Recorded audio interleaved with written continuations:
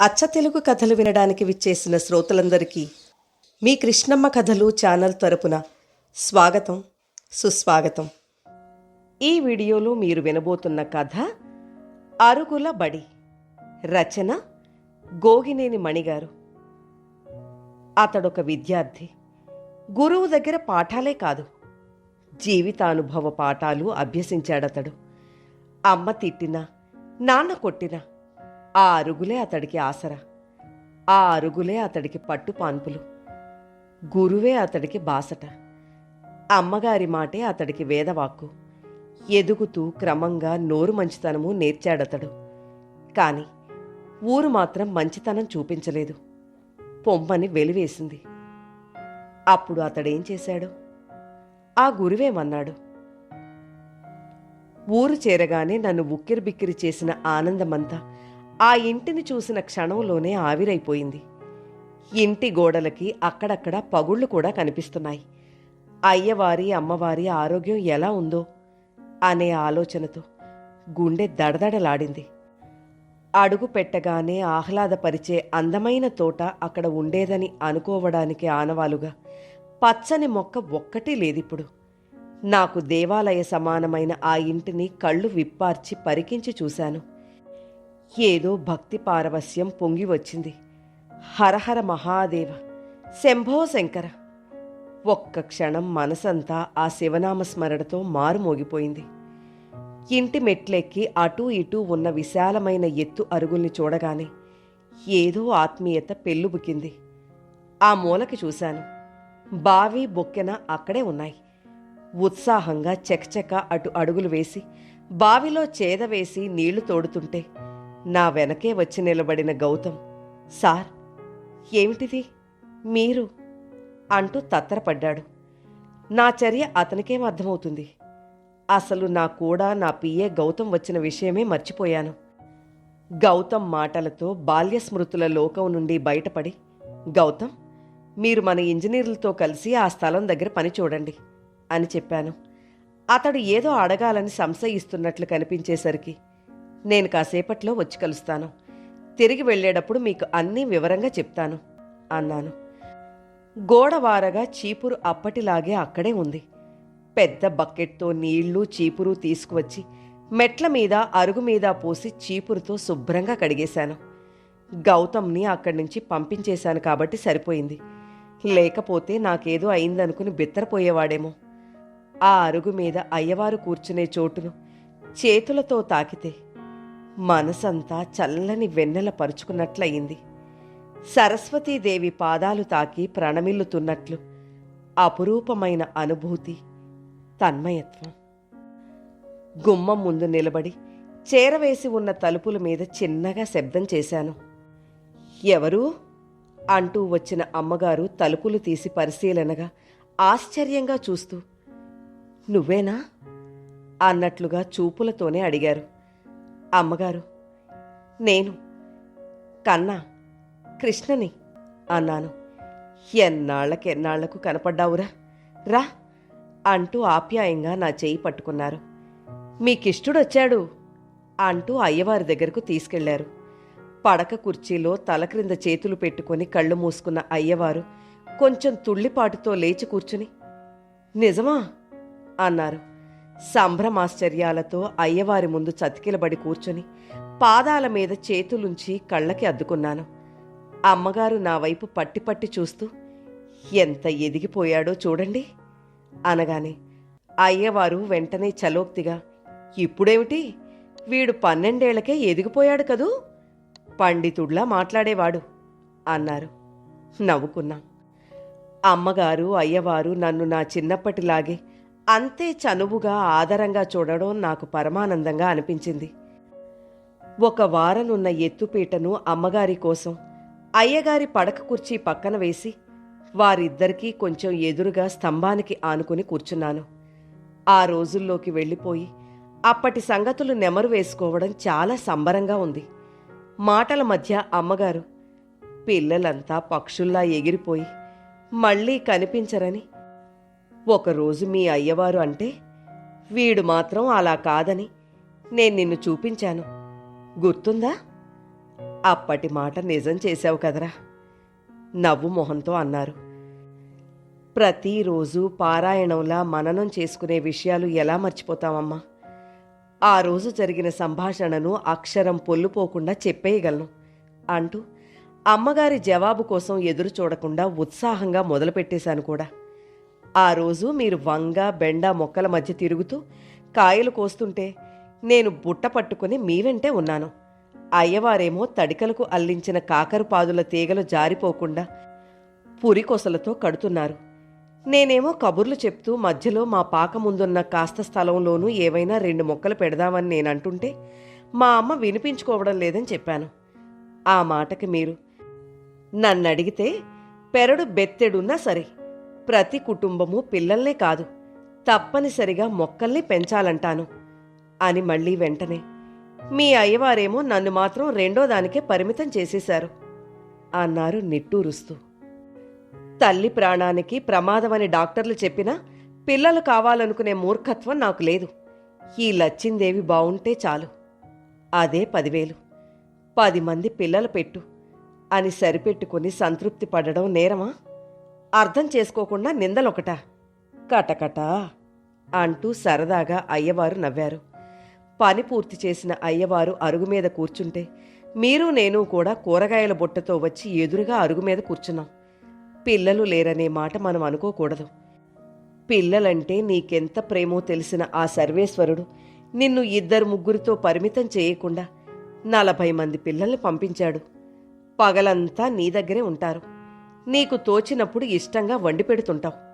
అంతకన్నా ఏం కావాలి అని మళ్ళీ వెంటనే ఏదో ధర్మ సూక్ష్మం చెబుతున్నట్టు ఏదో అనుకుంటాం కాని ఎవరైనా రెక్కలొచ్చేంతవరకే, ఆ తర్వాత పక్షుల్లా ఎగిరిపోవడమే కాని మళ్ళీ కంటికి కనపడరు.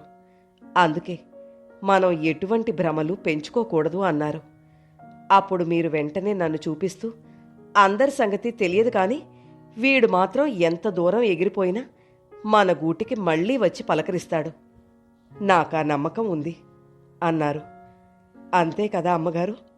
సరిగ్గానే చెప్పా కదా అని అడిగాను. తూచా తప్పకుండా. ఆ రోజున మళ్ళీ మా కళ్ళ ముందు నిలబెట్టి చూపిస్తున్నట్లుగా కథలా భలే చెప్పావురా అంటూ అమ్మగారు పెద్దగా నవ్వారు. అంతేకాదు, ఇంకొంచెం ఉంది, అది నే చెప్తాను. నేనా మాట అనగానే నువ్వు లేచి అరుగు మీద కూర్చుని కిందకి వేళ్లాడేసి ఊపుతున్న నా 2 కాళ్లను చేతులతో గట్టిగా పట్టేశావు. నేను విస్తుబోతూ ఇదేం పనిరా అంటే, నాకు పట్టలేనంత ఆనందం కలిగినప్పుడు మా అమ్మని ఇలాగే చుట్టేస్తాను. ఇప్పుడు నా గురించి అంత మంచి మాట అన్నారు కదా, అందుకే అన్నావు. నేనేమో నీ తల మీద చేయి వేసి మురిపెంగా వెర్రి నాగన్నా అన్నాను. అది గుర్తుందా అని అడిగారు అయ్యగారు. నేను గుర్తుందన్నట్లుగా తలూపి, మీరు అనుమతిస్తే అమ్మగారు, ఇప్పుడు అలాగే అదే పని చేయాలని ఇష్టంగా ఉంది చిన్నగా నవ్వుతూ అన్నాను. కూర్చున్న స్టూలు మీద నుంచి అమ్మగారు కొంచెంగా జరిగి భలేవాడివే అంటూ నా తల మీద చేయి కదిపారు. అది గారాబం చేస్తున్నట్టు ఆశీర్వదిస్తున్నట్టు తెలియదు కానీ నా సంబరానికి మాత్రం అంతులేదు. ఆ క్షణంలో నా మనసు చుక్కల లోకాన్ని చుట్టేసొచ్చింది కూడాను. పేరు పొందిన ఒక పెద్ద సంస్థలో చీఫ్ మేనేజర్గా చేరి నా ప్రతిభకి గుర్తింపుగా ఆ సంస్థలోనే భాగస్వామ్యం పొందిన రోజు కూడా నాకింత ఆనందం కలగలేదనిపించింది. కాసేపు ముగ్గురం అప్పటి రోజుల్ని నెమరవేసుకుంటూ ఇప్పటి ఊరు విశేషాలన్నీ ముచ్చటించుకున్నాం. అప్పుడు అయ్యవారు ఒక మాట అన్నారు. మన ఇంటికి ఎదురుగా ఉన్న ఆ ఖాళీ జాగాని కొని నా ఆశలకు ఆశయాలకు అనుగుణంగా ఒక హైస్కూలు బిల్డింగ్ కట్టాలనే కోరిక బాగా ఉండేదిరా. అప్పట్లో నేను కొంచెం గట్టిగా ప్రయత్నిస్తే బావుండేది. చూస్తుండగానే అలా అలా స్థలం రేట్లు చుక్కల నిండిపోయాయి. నేనేమో 70వ పడిలో అడుగు పెట్టేశాను. ఆరోగ్యంలో ఒడిదుడుకులు మొదలయ్యాయి. ఆస్తిపరంగా స్తోమత అసలే లేదు. ఆఖరి ఎకరం అమ్మకం కూడా జరిగిపోయింది. ఆ పైన మొన్ననే ఎవరో అనుకుంటుంటే విన్నాను, ఎవరో ఆ స్థలం కొనుగోలు చేసేశారని.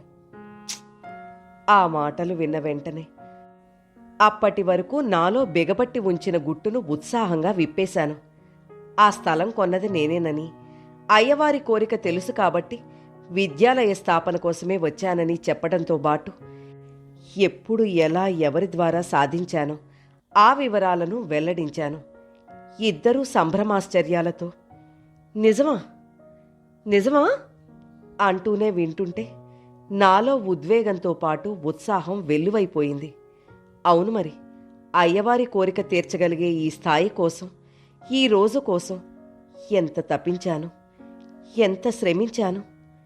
25 ఏళ్ల తర్వాత మళ్లీ మా ఊళ్ళో అడుగుపెట్టాను. ఈ ఊరు నుంచి నేను అడుగు బయట పెట్టే ముందు అయ్యవారు అమ్మవారు చెప్పిన విలువైన మాటలే నాకు వెన్నుదన్నుగా నిలిచి నన్నీ స్థాయికి చేర్చాయి. సాధన తపన ఉంటే పరాజయం బీజం నుంచే విజయాన్ని మొలకెత్తించవచ్చు అని అయ్యవారు బోధించారు. జీవితము ఆటలాంటిదే. గెలుపోటముల కూటమే ఆట. నిరుత్సాహం నీ దరి చేరకుండా, సాధన మానకుండా ఉంటే చాలు, గెలుపు నీ సొంతమవుతుంది అని అమ్మగారు ప్రోత్సహించారు. జీవిత సత్యాల్లాంటి ఆ మాటల్ని నిత్యం స్మరిస్తూ శ్రమిస్తూ సాగాను. చదువే నా సాధనము ఆయుధము అయింది. ఎన్నెన్నో దేశాలు తిరిగాను. స్వదేశానికి వచ్చి ఉన్నత స్థానంలో నిలదొక్కుకోగలిగాను. అమ్మా నాన్నల క్షేమ సమాచారం, నా కుటుంబ వివరాలు, అన్నిటితో పాటు నా ఈ జీవితం, ఈ స్థితి అన్నీ అయ్యవారి ప్రసాదమే, అమ్మవారి అనుగ్రహమే అని వినయంగా విన్నవించుకున్నాను. విద్యాలయం శంకుస్థాపన నుంచి ప్రారంభోత్సవం వరకు అన్నీ అయ్యవారి చేతుల మీదుగా జరగాలని అర్థించాను. అయ్యవారు ఒక మాట చెప్తుండేవారు. రేపటి పౌరులైన విద్యార్థుల మనసుల్లో నైతిక విలువల సూత్రాన్ని సమర్థవంతంగా నాటగలిగితే సమాజంలో మంచి మార్పు దానంతటదే వస్తుందని. ఉద్యోగాల కోసమే కాకుండా విద్యార్థుల వ్యక్తిత్వ వికాసానికి కూడా విద్య దోహదపడేదిగా ఉండాలి అనేవారు. ఇది అయ్యవారు అక్షరాలా పాటించే సూక్తులే. అయ్యవారి ఇంటికి అసలు రూపు మారకుండా కొన్ని మరమ్మతులు, సౌకర్యాలు కలిగించే పనితో పాటు ప్రశాంతంగా గడపడానికి మరికొన్ని ఏర్పాట్లు చేయడానికి అనుమతించాలని, ఆ విధంగా గురుదక్షిణ స్వీకరించాలని ప్రార్థించాను. నేను అనుకున్నట్టుగానే అయ్యవారు అందుకు సమ్మతించలేదు. నేను నచ్చచెప్తూ చివరకు ప్రాయోపవేశం మాట ప్రయోగించాక అప్పటికి మెత్తబడి అంగీకరించారు. ఇక అప్పుడు అమ్మగారు కొసరి కొసరి వడ్డిస్తుంటే, తృప్తిగా తిని తిరుగు ప్రయాణానికి సిద్ధమవుతుంటే అమ్మగారు నవ్వు మొహంతో నాకీరోజు చాలా ఆనందంగా ఉందిరా అన్నారు. నేను చిరునవ్వుతో నాకు అలాగే ఉందమ్మా. అయ్యవారి సిద్ధాంతం గురించి చెబుతూ మీరు ఒక మాట అనేవారు, ఆనందమే జీవిత పరమావధి, పరోపకారమే వ్రతవిధి అని. నేను కూడా దాన్నే అనుసరిస్తానమ్మా అనగానే అమ్మగారు నా చెంప మీద చేతితో ఆప్యాయంగా తట్టి, నువ్వు మాత్రం మాటల మరాఠీ అయిపోయావు సుమీ అంటూ నవ్వారు. ఆ ఆత్మీయ స్పర్శ పచ్చగా పదిలంగా ఎప్పటికీ నా మనసులో నిలిచిపోతుందని నాకు తెలుసు. నా కోసం ఎదురు చూస్తున్న గౌతమ్ ఇంజనీర్లతో కలిసి ఆ స్థలమంతా తిరిగి ప్లాను ప్రకారం ఏది ఎక్కడ నిర్మించవచ్చో ఆ విషయాలన్నిటినీ చర్చించాను. ఆ తతంగమంతా కాసేపట్లోనే పూర్తయింది.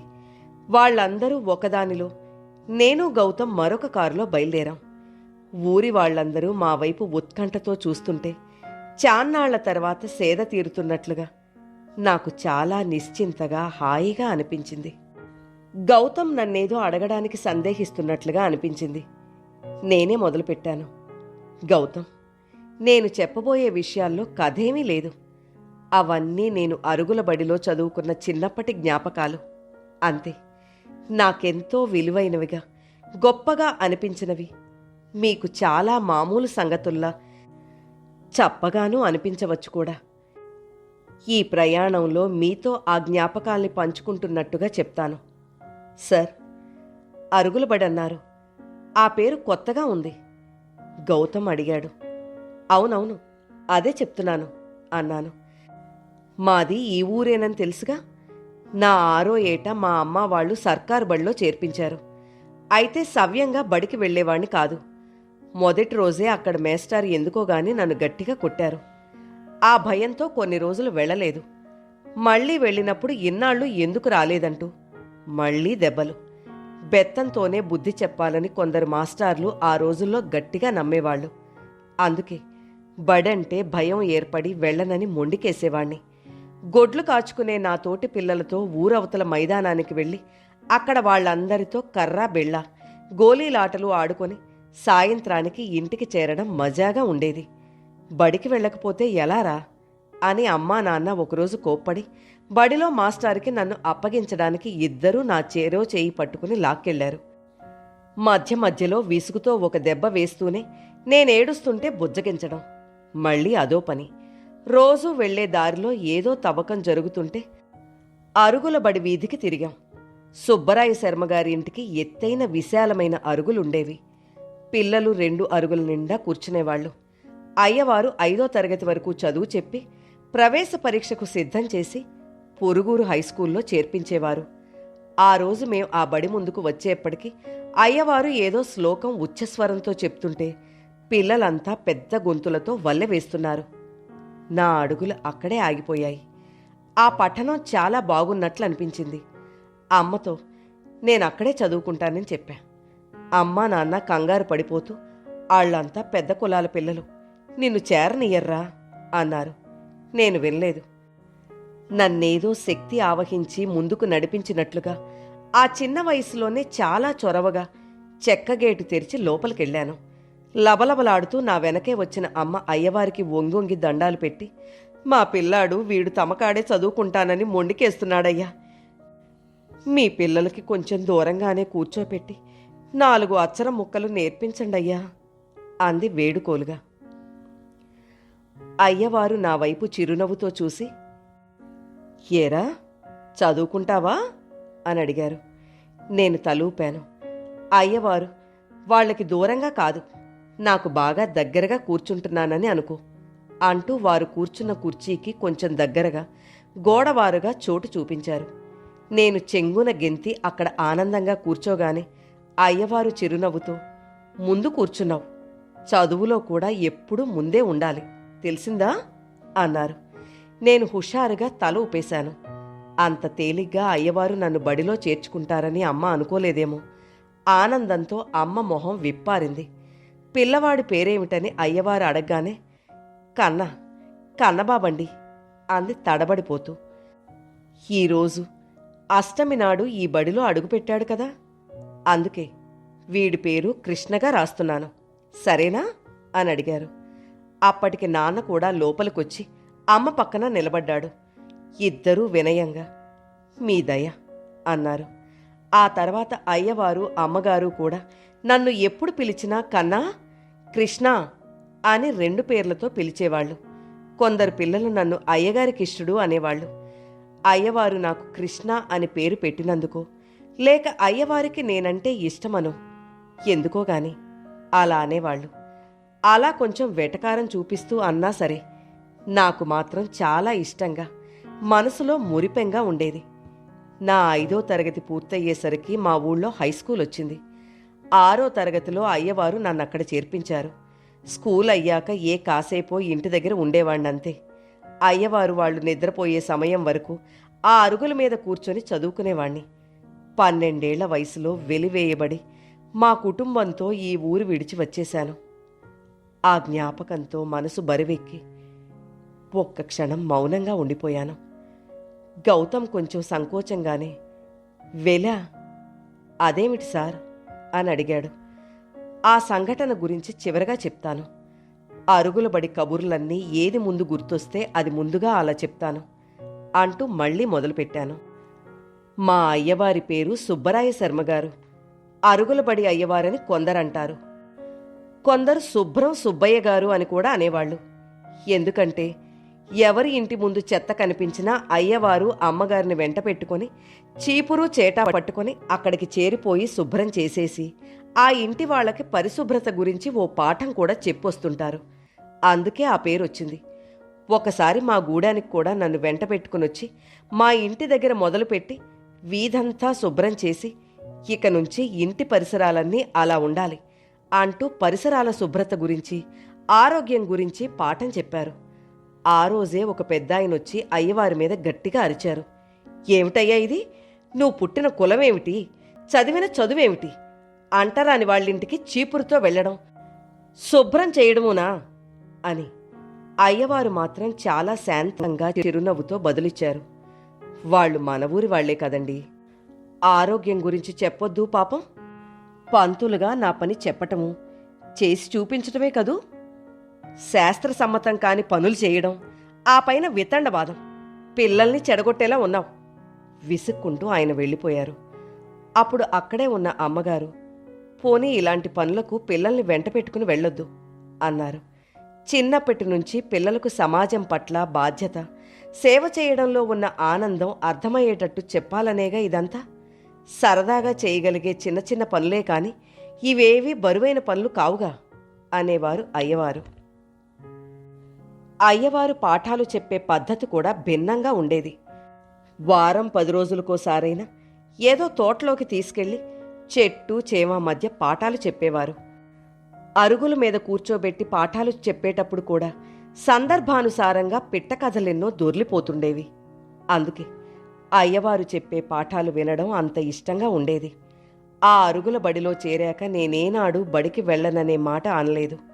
చదువు మీద ఇష్టం పెరిగింది. సెలవు రోజైనా ఇంటి పట్టున ఉండకుండా అయ్యవారి దగ్గరకు పరిగెత్తేవాణ్ణి. ఒకరోజు మా నాన్న తాగొచ్చిన మైకంలో అమ్మని బాగా కొట్టాడు. అమ్మకి అడ్డం పడినందుకు నాకు దెబ్బలు పడ్డాయి. ఆ గొడవలో అన్నం కుండ పగిలిపోయింది. నేను ఏడుస్తూ బయటకొచ్చేశాను. నాకు తెలియకుండానే అప్రయత్నంగా బడివైపు అడుగులు వేశాను. చీకట్లో కొంచెం భయం అనిపించినా అరుగు మీద ఒక మూల ముడుచుకుని పడుకుండిపోయాను. ఎవరో పట్టుకున్నట్టు అనిపించి నిద్రలోంచి ఉలిక్కిపడి లేచాను. అయ్యవారు పొదివి పట్టుకొని నా చెంపలు చేత్తో తుడిచి, ఇక్కడెందుకు పడుకున్నావురా అని ప్రేమతో అడిగారు. నాకు దుఃఖం ముంచుకొచ్చేసింది. బెక్కుతూనే నాన్న కొట్టిన సంగతి చెప్పాను. అయితే మాత్రం చెప్పకుండా ఇలా వచ్చేస్తే మీ అమ్మ నీకోసం ఏడుస్తూ ఉండదా? పద, అయ్యవారు కొంచెం దూరం వస్తారులే అని అమ్మగారు అనగానే, ముందు వీడికి కొంచెం అన్నం పెట్టు అన్నారు అయ్యవారు. నేను కొంచెం భయంగా తిన్నాను అని గొణుగుతూ వద్దని తలూపాను. నేను ఆకలిని కూడా చదవగలనురా. నీ కళ్ళలో స్పష్టంగా కనిపిస్తోంది. ఆ అమ్మగారు పెట్టింది తిని వెళ్ళు మందలిస్తున్నట్టు అయ్యవారు అనగానే నేను బుద్ధిగా కూర్చుని అమ్మగారు ఆకులో వడ్డించిన అన్నం కూరల్ని ఇష్టంగా తినేశాను. నాన్నతో తన్నులు ఎన్ని తింటేనే ఆ రోజు అమృతం తాగిన ఆనందం నాకు దక్కింది. అప్పటి నుంచి అమ్మగారు మధ్యాహ్న భోజనానికి ఇంటికి వెళ్ళనిచ్చేవారు కాదు. అంత దూరం వెళ్ళి రావడం ఎందుకురా, 2 ముద్దలు ఇక్కడే తినేస్తే సరి అనేవారు. నేను సంకోచం లేకుండా తినడం మొదలుపెట్టేశాను. నేననే కాదు, బడిలోని పిల్లలందరూ కూడా వారానికి ఒక్కరోజైనా అమ్మగారి చేతి వంట రుచి చూసేవాళ్ళు. పండుగనో శుక్రవారం అమ్మవారి పూజ అనో ఏదో ప్రసాదం వండి పిల్లలందరికీ చిన్న చిన్న బాదం విస్తరాకుల్లో అందించేవారు. పెరట్లో బాదం చెట్టు ఆకుల్ని అమ్మగారే విస్తళ్ళు కుట్టేవారు. అమ్మగారి పేరు లక్ష్మీదేవి. అయితే అయ్యవారెప్పుడు సరదాగా లచ్చిందేవి అనేవారు. ఇద్దరి మధ్య మాటలే కాదు, చిరుచిరు కోపతాపాలు సరసంగా సరదాగా సాగాయి. మా ఇంట్లో అలాంటి వాతావరణం ఎప్పుడూ కనపడేది కాదు. నేనింట్లో ఉన్నప్పుడెప్పుడు నాన్న అమ్మని అరవడం, అమ్మ ఏడవడంలా పరిస్థితి ఉండేది. ఒకసారి అమ్మగారిని, మీలా మా అమ్మ నాన్న ఎందుకుండరో నాకు అర్థం కావడం లేదు అని అడిగాను. నా ప్రశ్నకి అమ్మగారు ముందు పెద్దగా నవ్వారు. ఆ తర్వాత ఆలోచనలో పడినట్లుగా ఒక్క క్షణం మౌనంగా ఉండి నిదానంగా చెప్పారు. చూడు, నేనేమో నీడ పట్టున ఉంటూ కడుపులో చల్ల కదలకుండా సుతారంగా పనులు చక్కబెట్టుకుంటాను. మీ అమ్మా నాన్న పగలంతా పొలంలో ఎండలో నిలబడి పనిచేసి ఇంటికొస్తారు కదా, ఏవో ఇబ్బందులు చికాకులతో మాట పెంచుకుంటారు. మన అలవాట్లు పరిస్థితులు మన జీవితాల మీద ప్రభావం చూపిస్తాయి. నువ్వు బాగా చదువుకొని వృద్ధిలోకి వస్తే పరిస్థితులు చక్కబడతాయి. మీ అమ్మా నాన్నల్లో నువ్వు కోరుకునే మార్పు వస్తుంది. నాకేదో తెలుసని కాదు, తోచిన మాట చెప్పానంతే.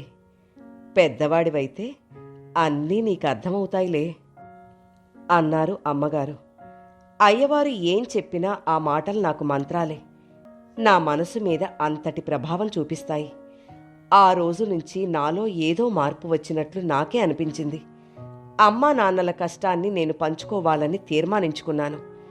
పొద్దున్నే అమ్మతో పాటే లేచి ఇల్లు వాకిలి ఊడ్చే పనిలో అమ్మకి సాయం చేయడం, చేతి పంపు కొట్టి నీళ్లు తెచ్చి గాబు నింపడంలో నాన్నకి తోడవడం, నా బట్టలు నేనే శుభ్రంగా ఉతికి ఆరేయడం, ఇలాంటివన్నీ చకచకా చక్కబెట్టి ఉరుకులు పరుగుల మీద బడికి చేరేవాణ్ణి.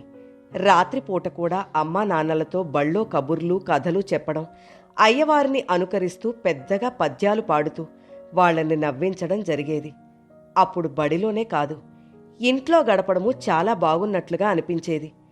అయ్యవారి ఇంటి వెనకగా చావిడుంది. 2 ఆవులు అక్కడే ఉండేవి. వాటిని ఓ పాలేరు రోజూ మేపుకొచ్చి పొద్దున్నే పాలు పితికి ఒక బిందెలాంటి పాత్ర నిండా తెచ్చి అయ్యవారి ఇంటి అరుగు మీద పెట్టేవాడు.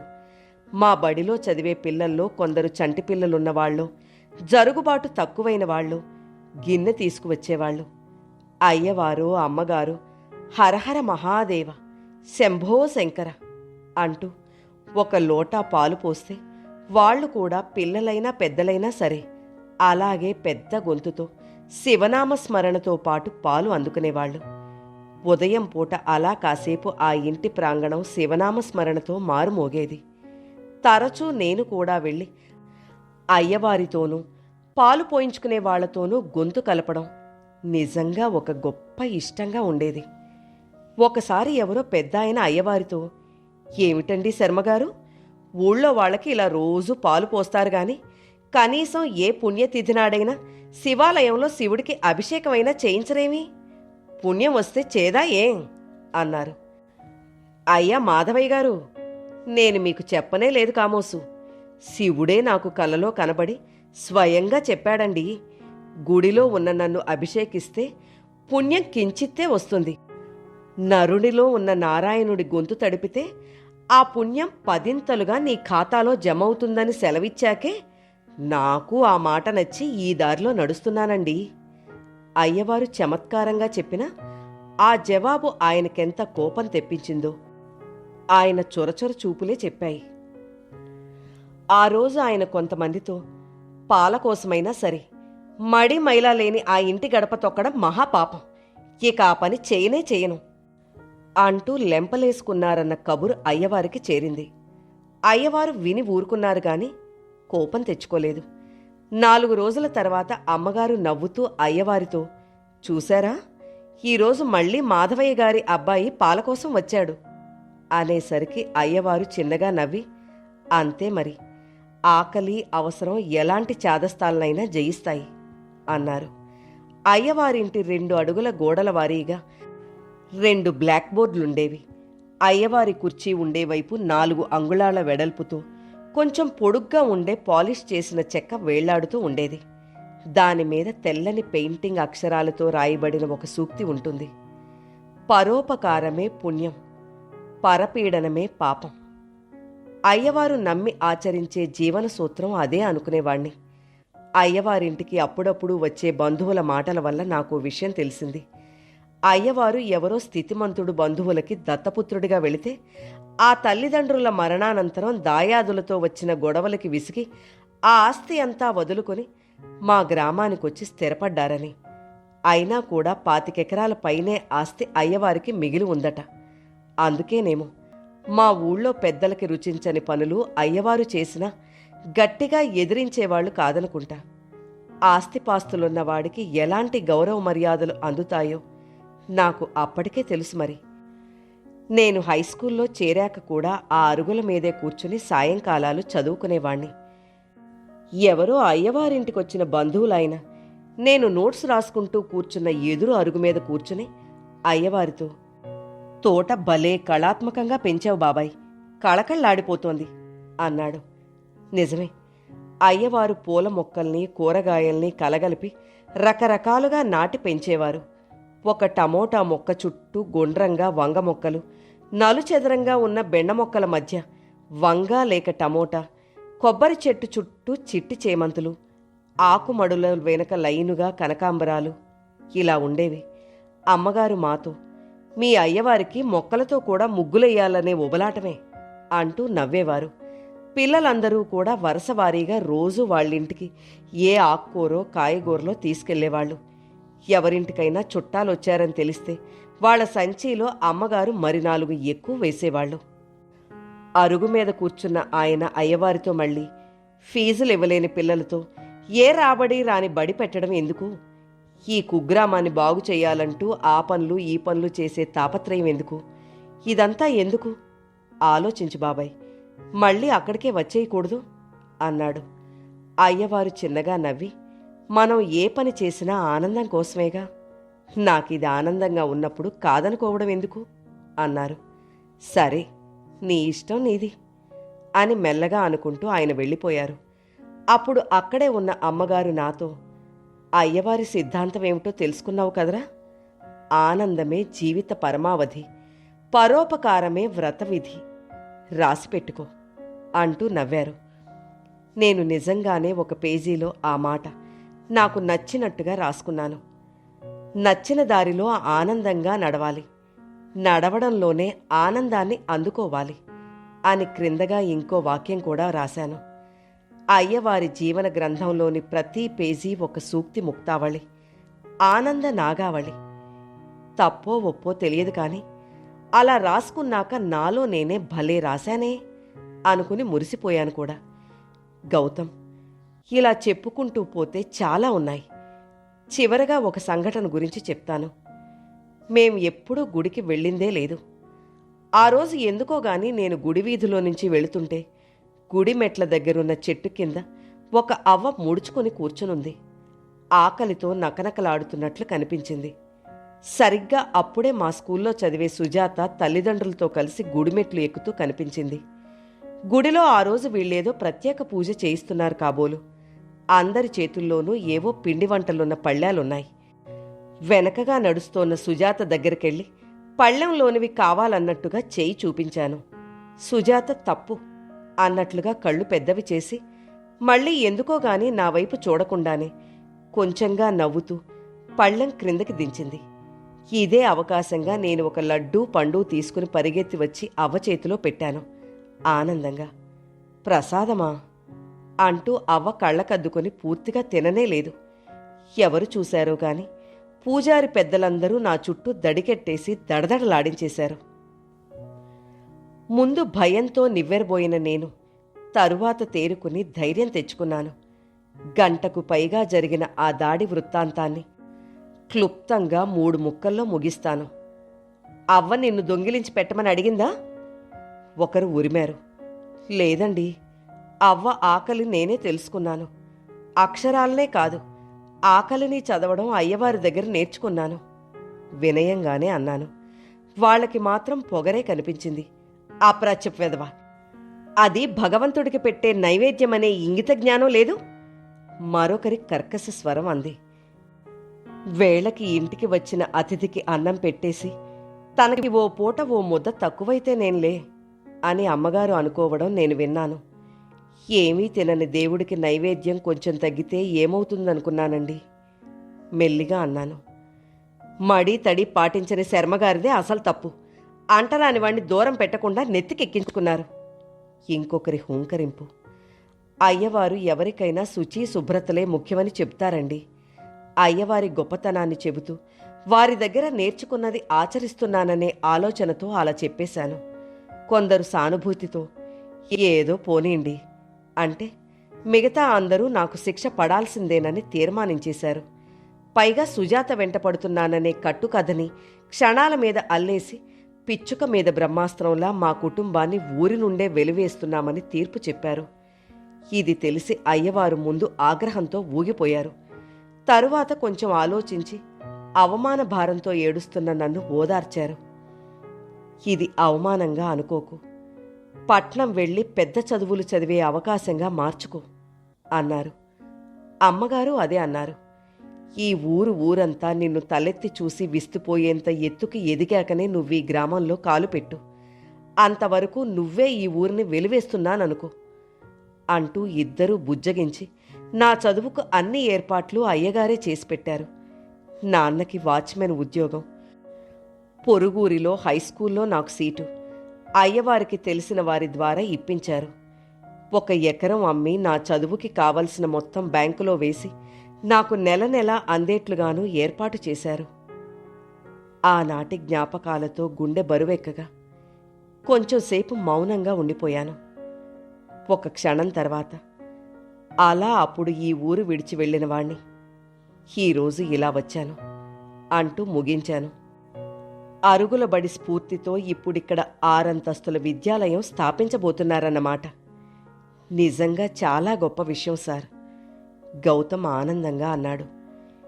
నేను మనసు నిండిన ఆనందంతో చిరునవ్వుతో మా ఊరికి మళ్ళీ వస్తానంటూ వీడ్కోలు చెప్పాను. కథ నచ్చితే లైక్ చేయండి.